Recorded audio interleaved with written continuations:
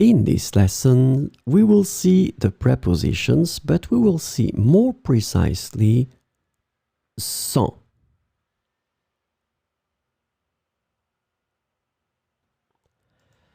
So, of course, the first thing that we need to see together is what is une préposition?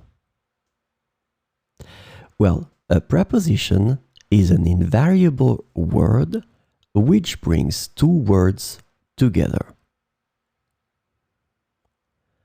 The second word is called complement, and it allows to specify the time, the cause, the place, the state, the manner, the purpose, or the matter. The second word can be another noun, a pronoun, an infinitive verb, or an adverb. And last but not least, remember that this complement can also be a sentence.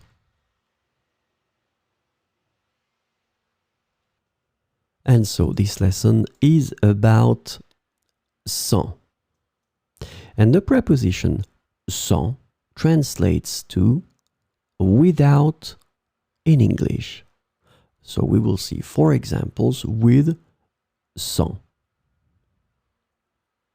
Il est parti sans dire au revoir.